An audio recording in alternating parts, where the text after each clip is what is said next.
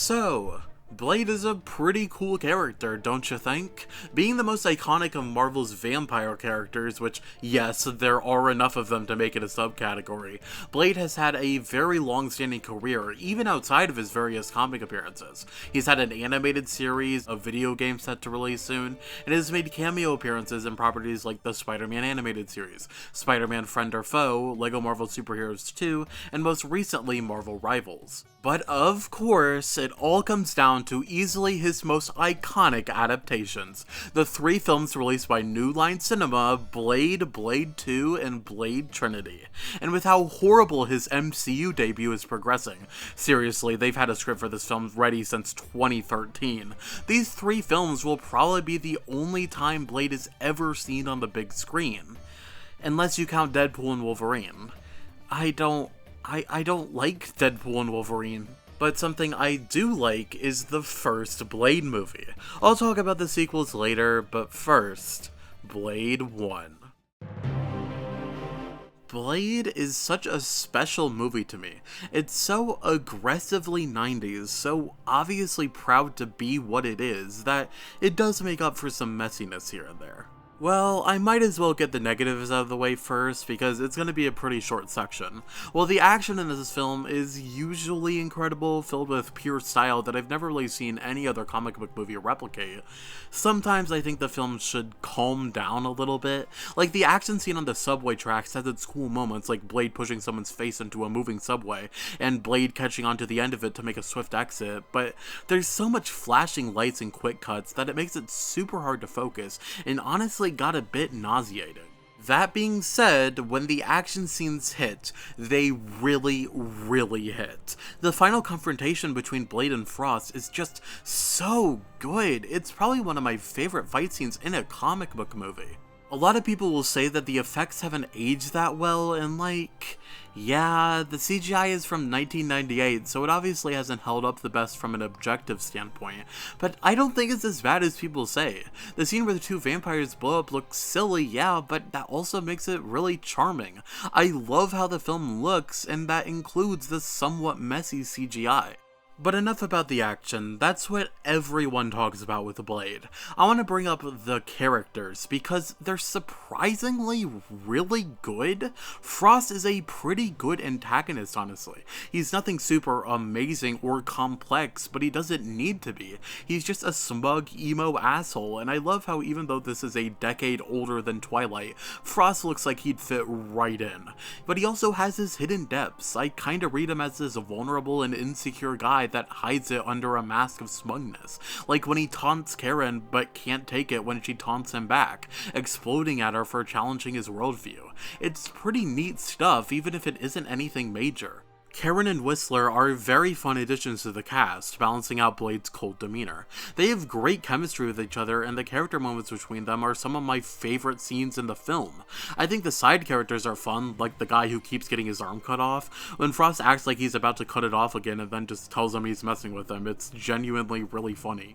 But yeah, Blade himself is kind of the main attraction here. I mean, it would be odd if he weren't. The movie is called Blade, after all.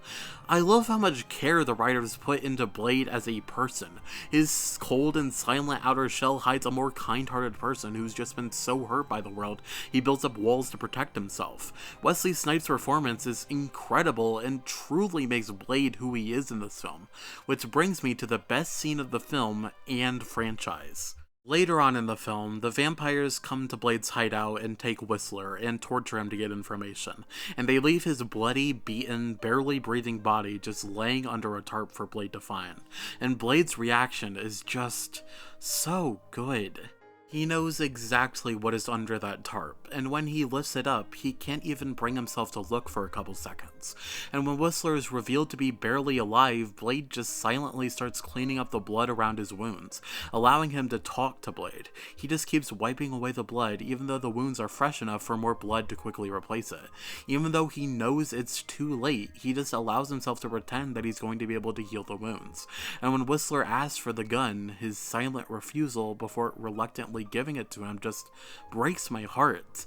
Afterward, Blade just walks away, intense emotion clearly evident throughout his entire body. He allows his friend, his mentor, to take himself out before he becomes a vampire, to do one last thing to help Blade.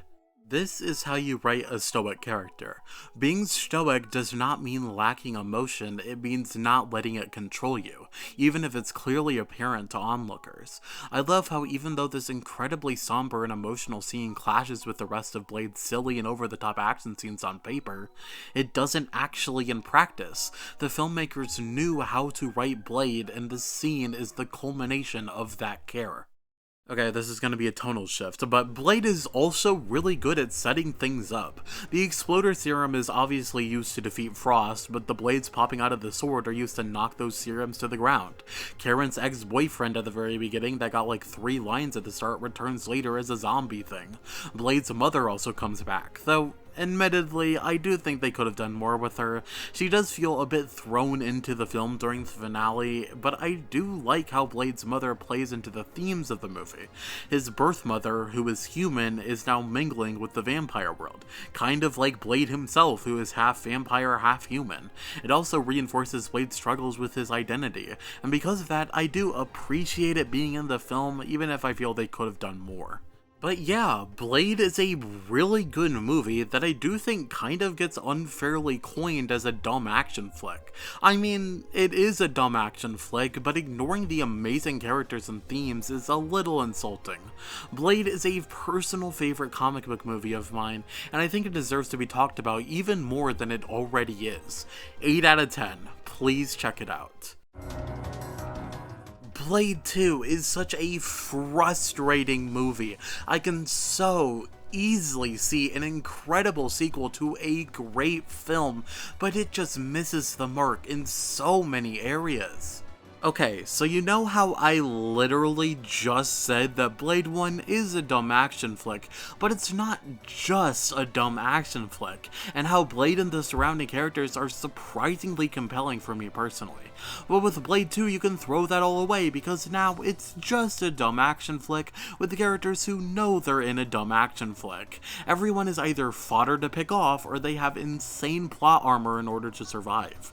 Ron Perlman and love interest vampires survive an EMP wave that completely obliterates every Reaper in its path with only minor burnings when a couple minutes ago, other vampires die in less than a second under a ray of sunlight. Tattoo Vampire doesn't succumb to a Reaper bite for hours just so he can become possessed and die immediately after. Whistler kills someone by luring a horde of Reapers to them and they're right in front of him. Oh no, how is he gonna get out of this one? Oh, they just cut to another scene and the next time we see him he's okay. Alright then. Wait, Whistler? How the hell is he alive?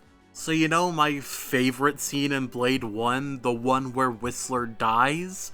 Well, Blade 2 comes around and is like, oh lol, the bullet didn't actually kill him, LMAO, he got taken by vampires and tortured, and Blade gets him back. Okay, movie. Also, even if he did survive the bullet, what about his cancer that he had in the first film? Never comes up once. It could be that a vampire's hyper healing basically makes cancer mean nothing to vampires and he was cured when he got bitten. Hey doctors, we found the cure to cancer. It's becoming Dracula. But in all seriousness, it's like, okay, that's a reasonable explanation, but I just wish the film brought it up. Speaking of things the film should have brought up, Karen, you know, basically the second main character in Blade 1, not mentioned once. They don't even go the Transformers 3 route and have a character say Megan Fox broke up with Shia LaBeouf off screen, which is also stupid and lazy, but hey, at least it's better than nothing. And instead of Karen on Blade's team, we now have Scud. Scud is a character in Blade 2. He sure is. I don't know, he's just so boring, and he doesn't bounce off Blade well at all. Oh, and he betrays Blade at the end, and Blade barely reacts, and then just kills him 10 seconds later. Great. I'm so glad he got built up as a character in the movie. Also, if he was on the evil side the whole time, why the hell did he invent the UV bombs, which gave Blade a massive advantage against the Reapers? And with them, he could have very easily accidentally killed Ron Perlman and love interest vampire, which he almost did, by the way. Okay, well, the characters are a lot worse, but hey, if this is an even dumber action flick than Blade 1, the action must be better. It's complicated. Like, there are some really cool action scenes, but nothing that really comes up to the peak of Blade 1. And I have to mention that the action scenes sometimes use CGI models instead of actors, and every time it happens, it just feels so weird. It looks like a fighting game, like Mortal Kombat, but it's all scripted. It's a semi-neat effect, but I just don't like it that much. It just brings me out of the movie every time it happens. It feels so out of place. But Blade 2 isn't all bad. I think the villains are kinda cool, and especially love when they capture a Reaper and explore its insides. Not only is it really freaky and cool, but they learn that their heart is protected by bone, but only from the front, so stabbing them in the side can rupture their heart, which is how Blade defeats the main villain. Neat. I think the sewer scene is pretty fun. It kinda feels like a zombie movie with so many characters being picked off, and the action there is probably the best the film has. Ron Perlman is super entertaining, which goes without saying, and Wesley Snipes' Blade is still perfection, even if his more sad and thoughtful scenes from Blade 1 are watered down a lot. I think the main villain really putting Blade on the ropes and kinda beating the shit out of him is a good thing, because as amazing as the final battle is in Blade 1, it did feel a little too easy for Blade to win. And after I get over Whistler being in this movie at all, I have to admit they did a decent job with his actual character. It's still really dumb he's here at all, but whatever. Blade 2 isn't an awful movie. It's a pretty decent film in a vacuum, but I just don't personally like it that much and feel like it's a massive downgrade, which makes Blade Trinity being an even bigger downgrade quite impressive. 5 out of 10. You know, Blade should be a guest character in the next Mortal Kombat game. That'd be really cool. God, the Blade Trilogy is such a travesty. It's like watching a really talented mouse slowly get addicted to mouse heroin. Blade 1, the mouse is in his prime, going to shows, being interviewed on talk shows, an American hero.